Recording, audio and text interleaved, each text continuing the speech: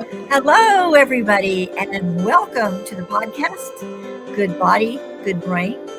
I'm Dr. Sally. I'm going to be your host today. And oh boy, are we going to have some fun because today we have Michelle Howe going to be with us. She is the founder of Empath Evolution, and she's going to talk about how we can change some negativity into positivity and ways that we can make our life elevated to feel better and have other people around us also feel better. So I'm really excited that she's here today.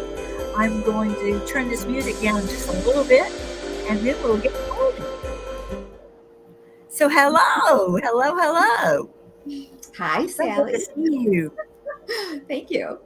Nice to be here. And we've had several conversations and we can roll in like maybe 100 subjects. Yeah. But today we're going to kind of dabble around with what's going on in the world, what's going on in our insides, and what's going on around us. Right. So, what are you seeing? What am I seeing? I don't know about you, but I'm seeing that it is sometimes challenging to live our lives and to feel joyful and to be uplifted and to move through things that are challenging, whether they're for us or for us witnessing what's happening in other people or in the community. So I created a training. I wanted people to move into a better place, to elevate, to move beyond the negativity and the drama that is pervasive, really. It's around us. And some of the stuff is actually within us because we are part of this environment, right?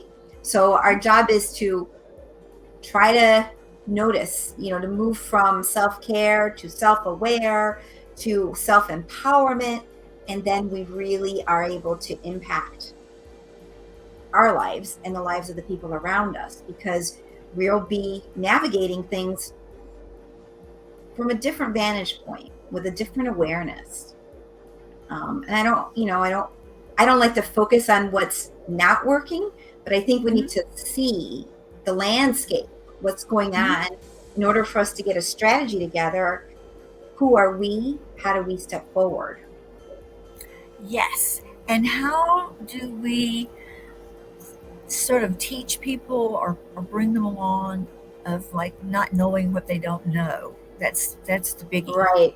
Right. How do we open up and bring awareness to more than what is critical and vital in our lives? We wake up, we might be mothers, we have jobs, we have a house, we have responsibilities, right? How do we take time to really savor and be who we are when there's so much pulling at us from every direction and maybe even expecting from us? Society tells us we must do X, Y, and Z. Being a good person means X, Y, and Z. Now, I would hate to say no to something because then someone might be upset with me, right? How do we set up ourselves so that we're taking direction from what serves us, from what's empowering, from what really resonates within us? Where do we belong? What are we here to do? Not here's the daily grind every day, go along with the daily grind every day. And then before you know it, a whole lifetime is lived doing a daily grind every day. Yeah, the hamster wheel. Yeah. I think for women, there's a extra component because we're trained from being little to sort of serve other people, and we forget to serve ourselves, and we aren't taught that at a younger age. So you cannot pour from an empty cup. So we have to learn to fill our cups up before we can really be the best servants that we want to be. And there's a balance there. Like, yes, everyone wants from us, yeah, give me more, but there's a time when you have to say, hey, I've got to listen to this. That This needs means I have to take a little break. this needs some attention. Mm-hmm. Whether you want to call it the physical body, the emotional body, the mental body, like how are we moving through the world? Mm-hmm. Is it working for us? Is it leaving us completely disillusioned, upset, resentful, worn out, depleted? You Right. know, all these things that you can call it balance, Mm-hmm. but almost like we're being taught what it is to really love ourselves and nurture ourselves. Mm-hmm.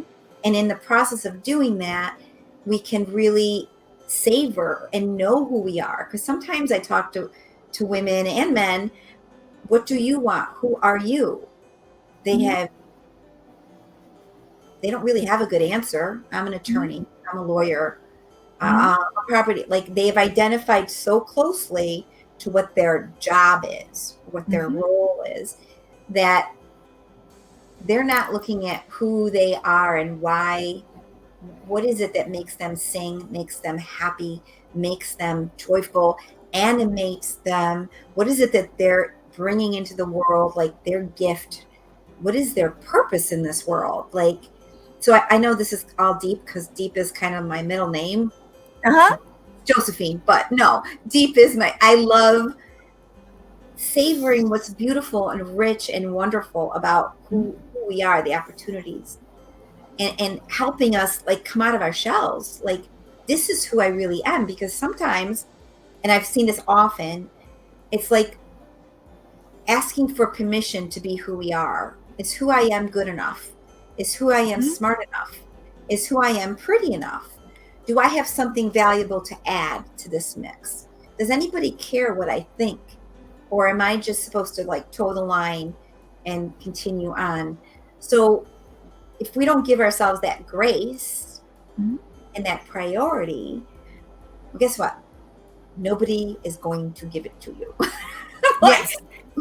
you know, Yeah. we don't do My that. my question is, when I'm talking to a fairly new client, I'll say, okay, the weekend is coming up. Tell me what you're going to do for fun. And that question draws a blank stare because they don't know how to have fun because they have stopped playing long time ago. Yeah, yeah. Um, that's not unusual. It's Mm. the society paradigms. Work, work, Mhm. work, work. You're rewarded Mhm. if you're working, right? Mhm. You have something good to say if you're taking care of somebody. If you're, yes, everyone's like giving you all kinds of, I don't want to say attention, but kudos. And it's so, you're such a good person. It's so, you're doing wonderful work. Like, as long as you're helping and serving, it seems like there's some value to that. Mhm.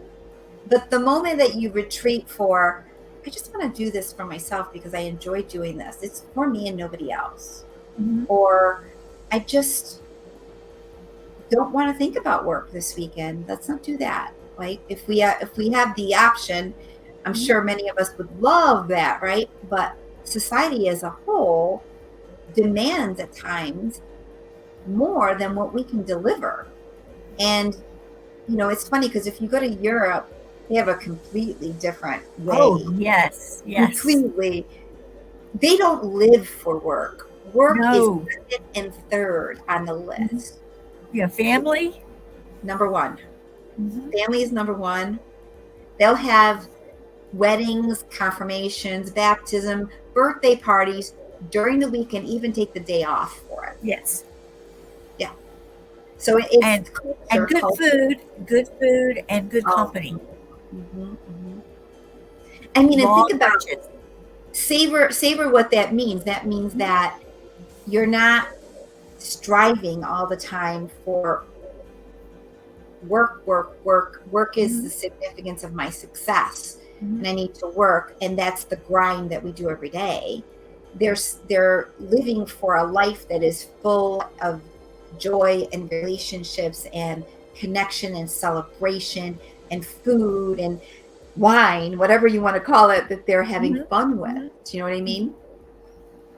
Yes, and they Oh, you're a don't. little frozen. Oh, Oh, I am. I yes. am. Just came You're back. okay. Did You're, I you're freeze too? no, you got a little fuzzy though. Oh, okay. Yeah, Okay. who knows what the hurricane did to the internet? We're going to see. Yeah. But since we're podcasting, you know, it's just our voice. But we'll be on YouTube too. But anyway, so yes, that Woohoo! whole paradigm. Uh, if people have traveled to Europe, they're totally surprised that like the stores closed from 11:30 to 3 because people went home to have a really good lunch and have a nap, and then they open back up at 3 and they stay open until 10, and then they go have supper or dinner or whatever they call it, and they sit and like savor for hours talking about their day with each other, Yeah. and the cell phones are on the table, but nobody's looking at their cell phones while they're together.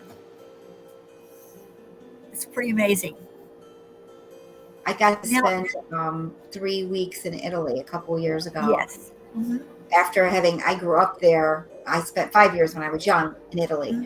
but it was so everything about it, the environment, Hmm. the feel of the space, it was like you're on vacation. You're Hmm. hanging out. Like people are not in a hurry running down the road. Like everything Right, is at a different pace. right. No pressure. No, no, no. And when you look at the countries, like we're talking, a little bit about blue zones where people live longer and not only live longer, but are more vital until they pass. We're talking people who go into hundreds and still doing gardening. The blue zones are where they eat well, they take care of themselves, they have good relationships, they socialize.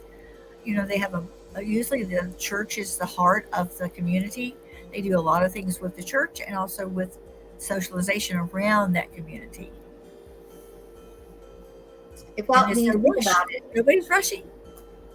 well-rounded, relaxing, Hmm. living, right? You're Yes, living.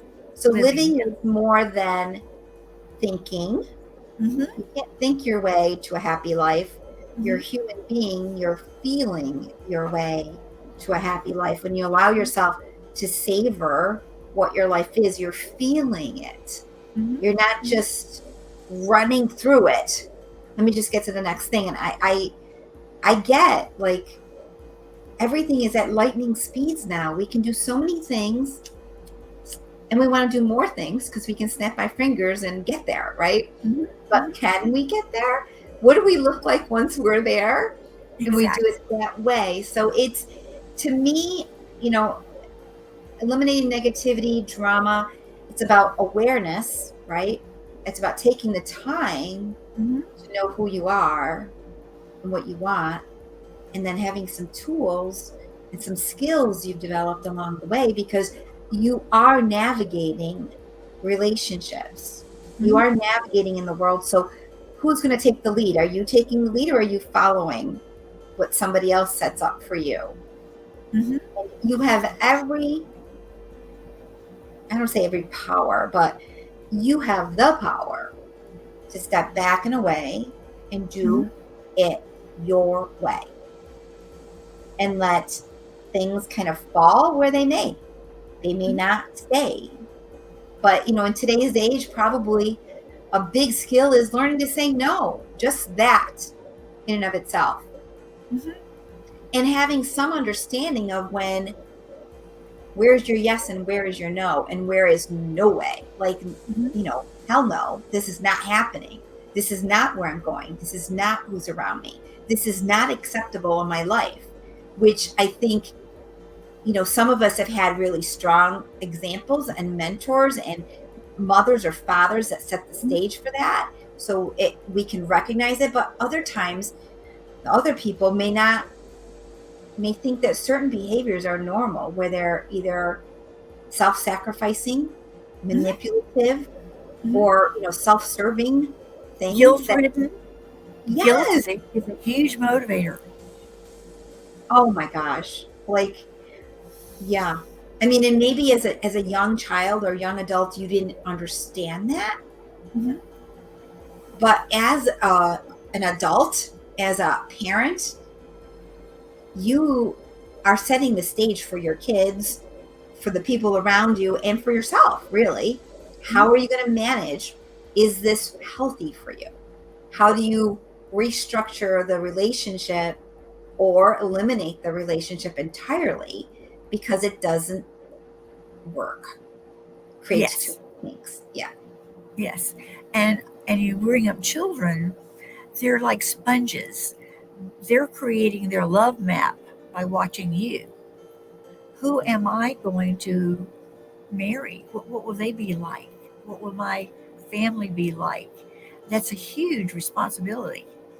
They see you, they want to be like you, and so they'll emulate things that you're doing on so many different levels. They do. And you know what? Um, in all the training that I do and the things I've learned along the way, a parent, you set the stage. Like you can diffuse a situation, you can amplify a situation. They're, whether they recognize it or not, they're going to copy your behavior. Not Mm-hmm. what you say your behavior needs to be, but what your behavior actually is. Mm-hmm. They're going to emulate it. And when the mom is happy, when you are like in a good place, it seems like everybody else is in a good place. Right. If mama ain't happy, nobody is happy. Oh, it's very true. That's very, very true. Because you set the stage. But then again, I have also seen where, you can give leeway to your kids and your understanding and you're working with their personalities. But there are kids do like boundaries. They do like rules. They will thrive if they know they're going to keep pushing the limits because that's what they do. Yes. Mhm. So That's your job. yes. So, throw away the idea of, it can be a friend to your kids when they're grown up. When they're little, they need guidance and they may need rules because your job is to parent them. Yes. So, Yes. yeah. So tell me a little bit now. We were talking about feeling, but Yeah. what's our brain doing? How does our thoughts come into this equation?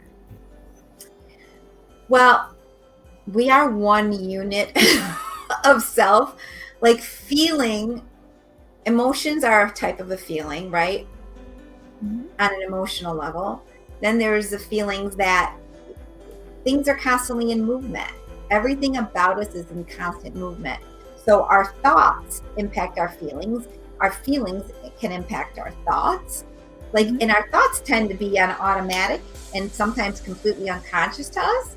So if we have been raised to think something was bad, immediately we'll think it's a bad thing. That's a bad thing. I should be embarrassed or ashamed or hide that thing. Mm-hmm. And that will impact how we feel because we just labeled what we do. We labeled ourselves as something. I Mm-hmm. should be ashamed of this behavior. I should be angry with myself. The words that we say, my mother doesn't love me. I'm not worthy. I'm so dumb. Whatever these sentences are that often are imprinted. They're things we've heard. We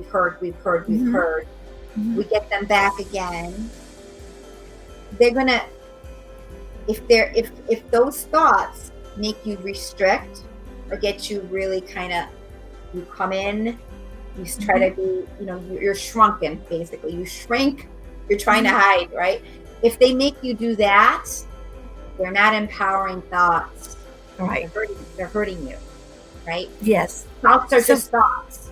Mm-hmm. They're not concrete, but the thoughts, before anything can become concrete, you've got to think it. You know what I mean? So the more you think something, you think something negative, it becomes more concrete, more. Yeah, a belief. Yes. And that belief is now wants to be content. It will impact your choices going forward. Because it becomes a filter. Yeah, it's good word. Good word. Filter. Yep. It becomes how you live your life, like how you see life. I believe life is unfair. Everything you see, you process through that filter. Life is unfair. I believe life is really hard. Everything you see is really hard, right? So it's like, that saying, like, you don't really recognize the red Jeep until you buy a red Jeep and you notice Yes. there now you see red Jeeps everywhere, Yes.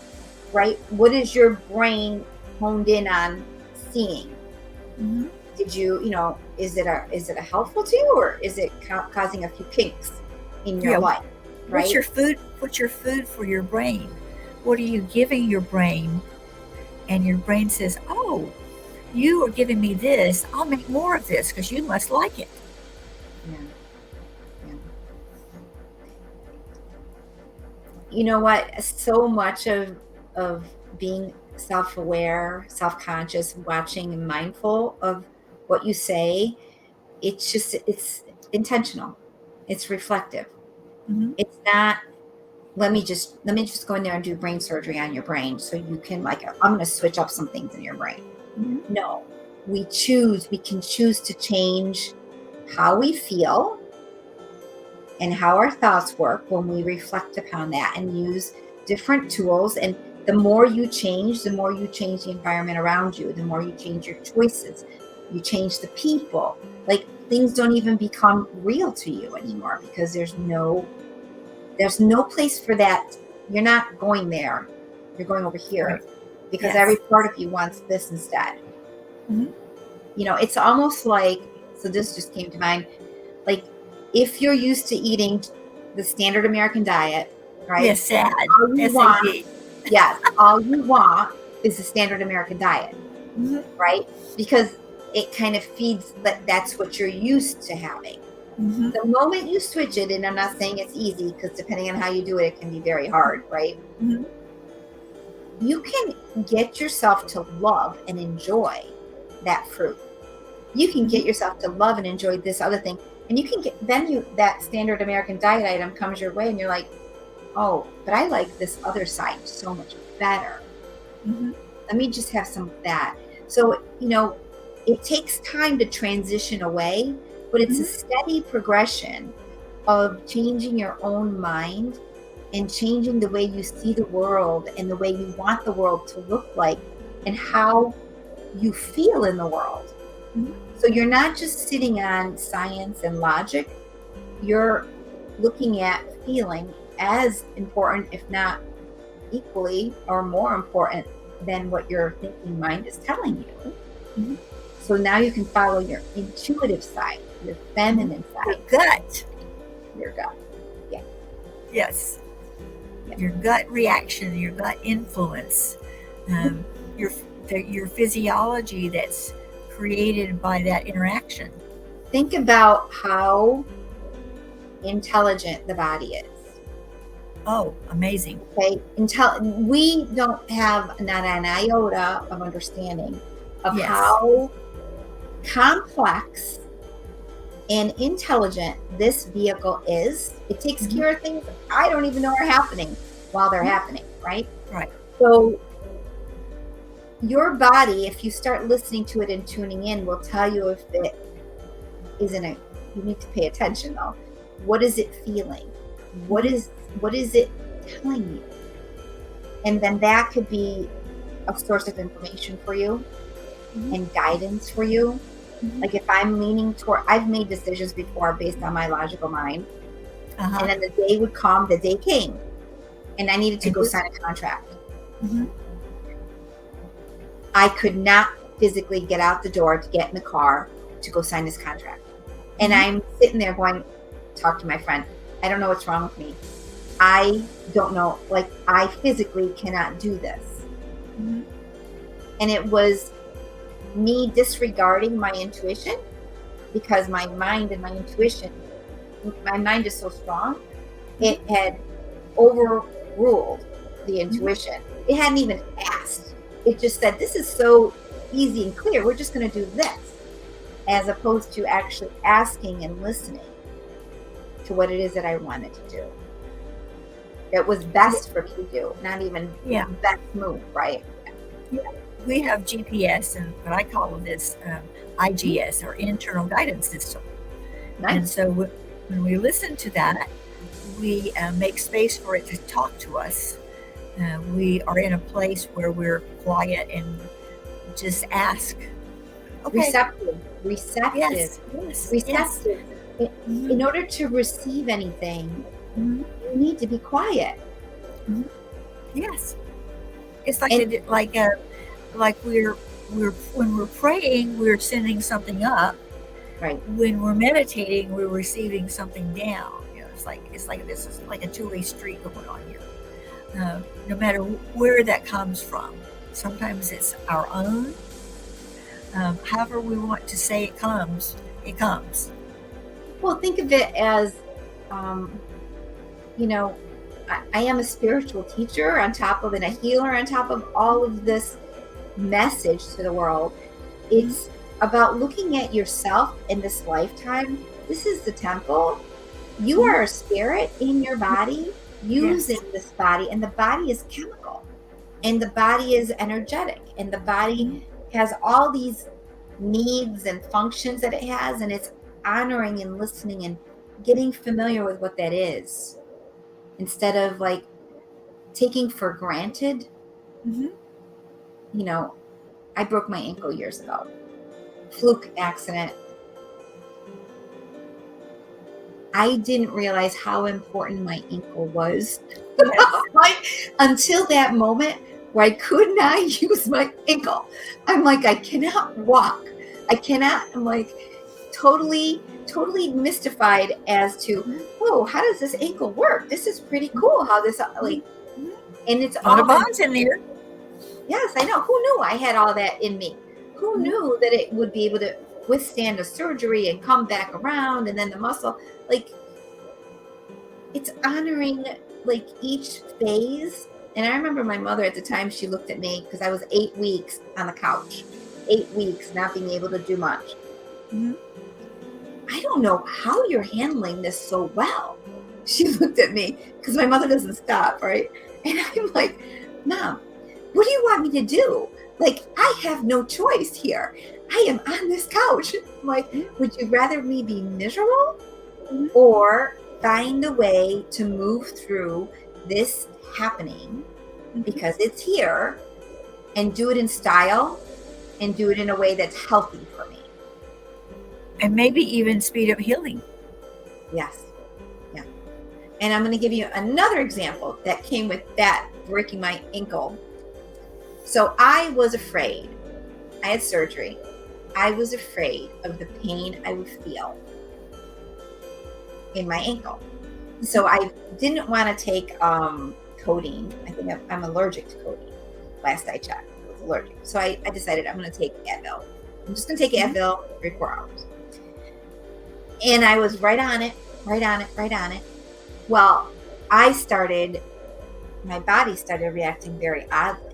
I started retaining water. I started having heart palpitations and went to the emergency room twice.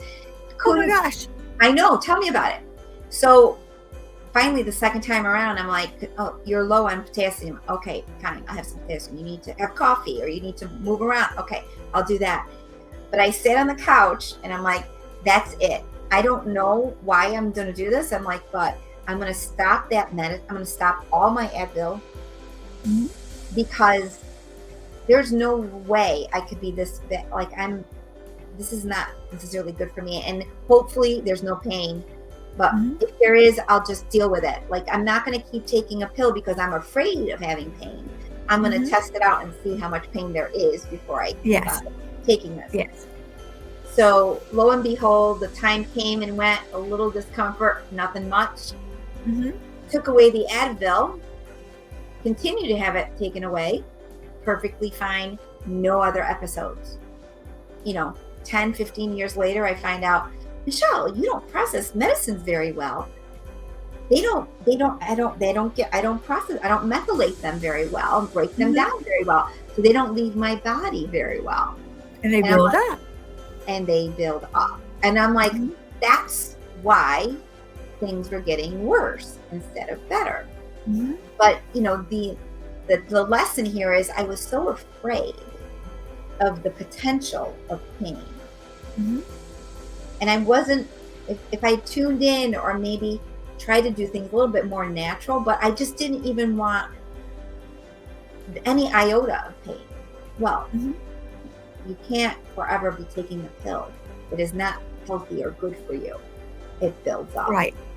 Yeah, it also causes leaky gut, all the Yeah. NSAIDs. Yeah. So then we have another problem. We get inflammation in our bodies and we get sicker. Yeah. It was, Go yeah, ahead. Sorry.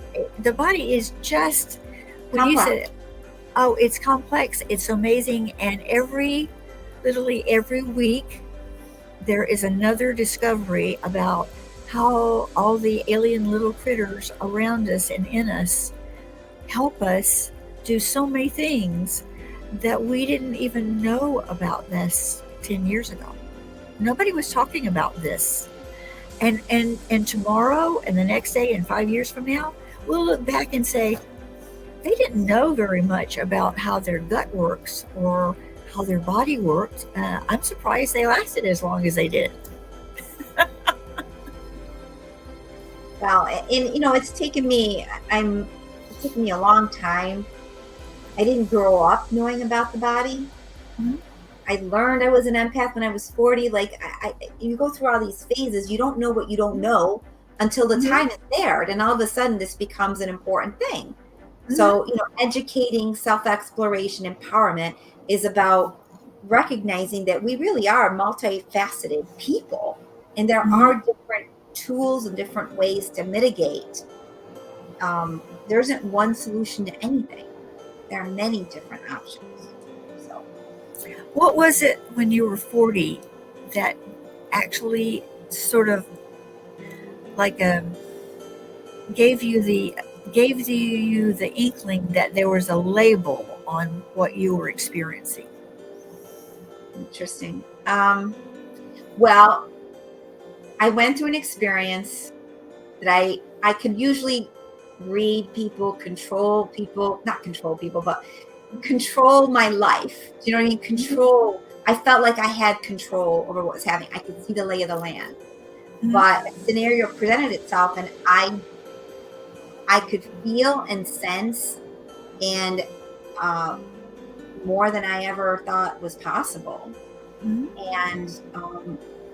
And the back end, so I could feel. I rose up. I was amazingly happy, and then things came crashing down, and I went through a depression. And I'm like, how did I, the smartest person in the room, go through this situation? How did I not circumvent or protect myself in a better way?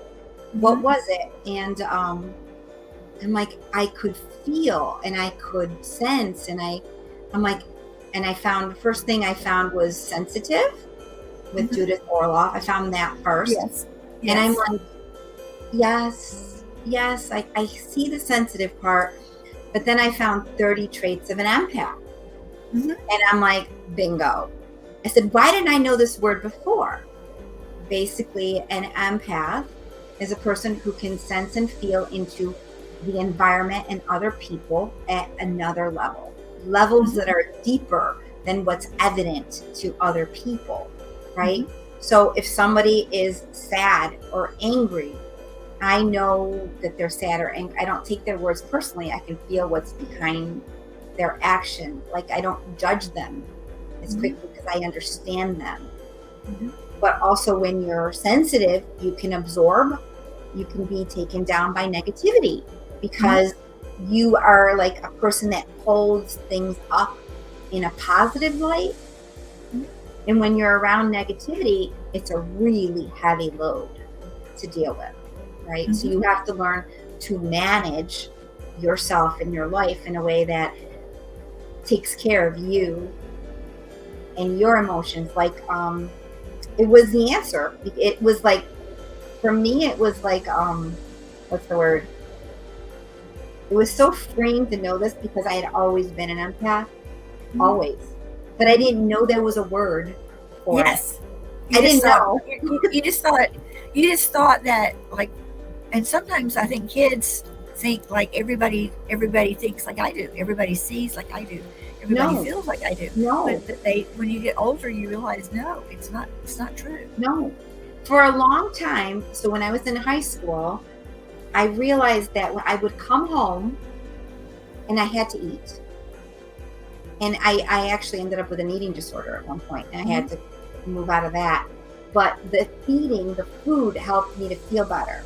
Then I recognized, oh, geez, if I write before I go to bed, I feel better. I'm like, that worked. If I exercised, I felt better.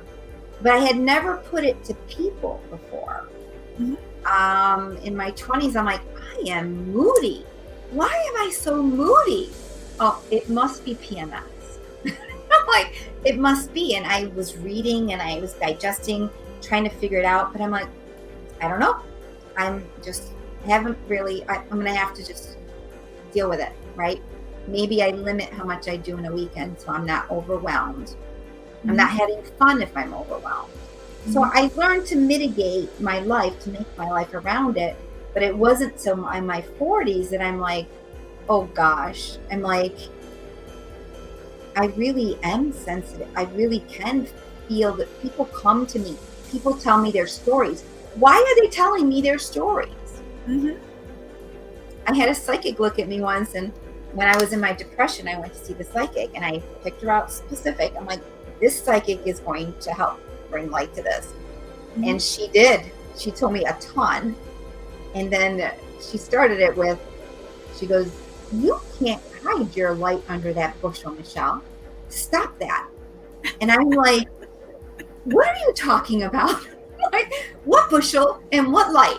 I'm like, somebody please turn on the light because I have no idea what you're talking about. But it has to do with who we are as a soul in this body. Are we here to bring more light to this planet? Are we here to help awaken and support and raise people up so we're not so muddled with guilt, shame, trauma, right? Negativity, drama. How many things are there, right? And then I looked around and I'm like, oh my gosh. And there's so many people that are having mental health issues. I'm like, a lot of them are empaths. They don't know that. Right. It's not like there's a neon sign saying you're an empath. You are just picking up what's around you and not able to distinguish that from your own thoughts and emotions. And then they get stuck on you. Yes, they do. Yes, they do.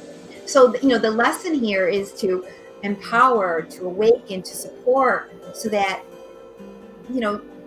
your life has grown exponentially to the next level of who you are and what you share with the people that are after you, right? Yes, and what you receive, what your ability to receive gets lifted up as well. When you can be in a more purer state, where all the other stuff just kind of like just floats away on the river, and you're there, and you can get more coming from whatever source you connect with.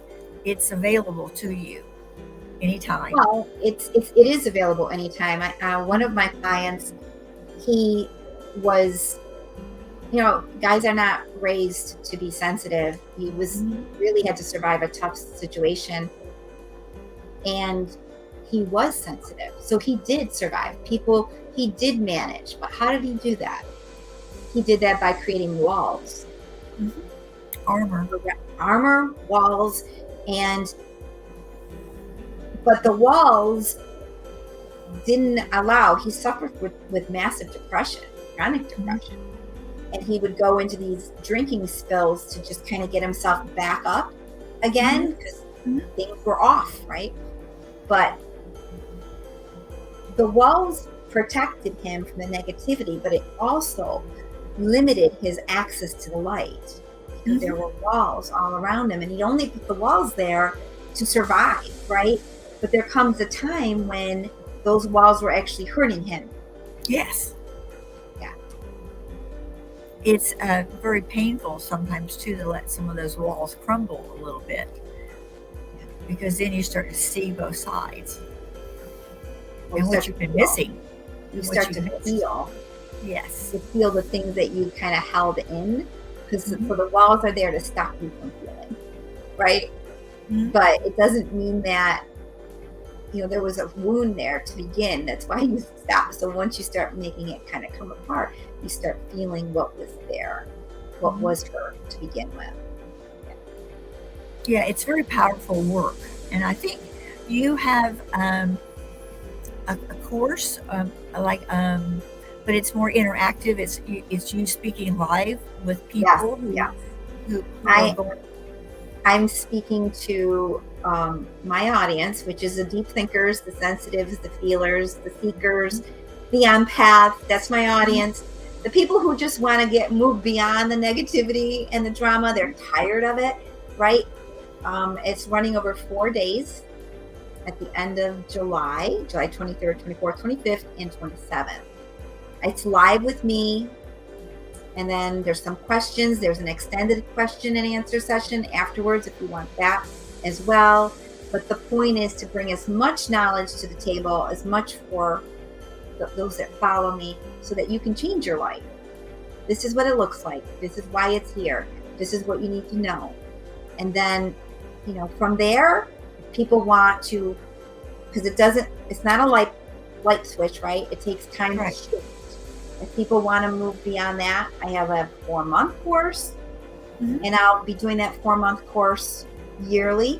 So, Yes. reach out to me. If this one doesn't work, another one might work for you.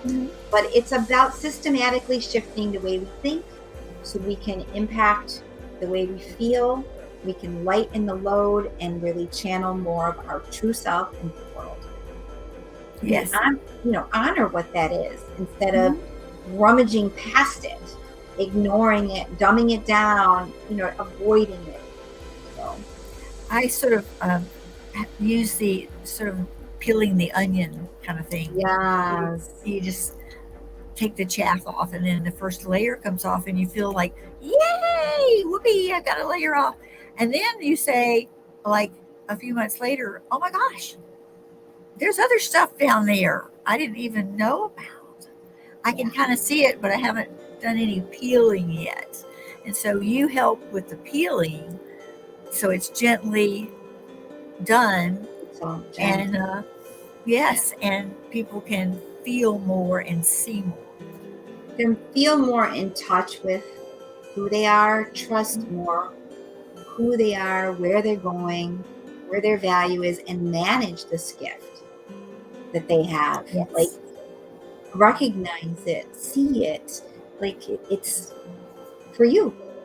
Mhm. How I see that there's a website underneath your name. Yeah. Now, is this where people would go? Empathevolution.com/launch slash 2024. Is this where they would go to take a look at this with you? Yes, this is a free intensive. The launch dash 2024 is a 4 days. It's less than 4 hours total, but it's over 4 days of training, and it's free at the end of this month. And then the program will be unveiled at the end of that for people to see. Or you can just go to empathevolution.com and set up a time to speak with me, contact me, and I'll tell you more about it. Wonderful, wonderful. There's plenty of people, I'm sure, online today who are feeling that sort of negativity and are wondering, like, am I just a negative person, or am I picking up all the other stuff in the world? And basically what's going on. And so this would be a good way for them to kind of figure it out, in a very safe, nurturing environment, from somebody who's not going to tell them, hey, you're just too darn sensitive. Why don't you stop it? It's true. It's so true. That is so what they annoying. heard when they were growing up, right? There's a lot of people that really get it, and that's what you get back. You're too sensitive. Stop taking this personal. It's got nothing to do with any of that. It's just got to do with the fact that you can sense what's happening. You are more porous. The environment matters. And that matters for you. Otherwise, your quality of life is impacted by that. Absolutely. Oh, we could sit and talk for hours, literally, over so many things. This has been a great little slice of your wonderful range of background and intellect, and it's been delightful for me to be able to sit with you and hear about your program and all the good you do in the world, because we need more of you everywhere. Thank you, Sally. So it's been so wonderful, and thank you so much for being here. Please look at the show notes. All the things about how to contact Michelle will be in the show notes, and some of her bio. And you can find them in every podcast. Just about there are in 7 podcasts, and in a little bit, this will also be on YouTube as well, so you can actually see us if you want to do that. So thank you so much. It's been wonderful. And thank you so much, all the people who are listening out there.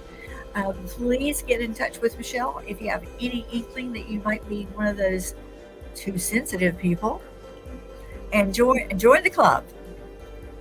So aloha, and thank you for watching. Bye, everyone. Bye.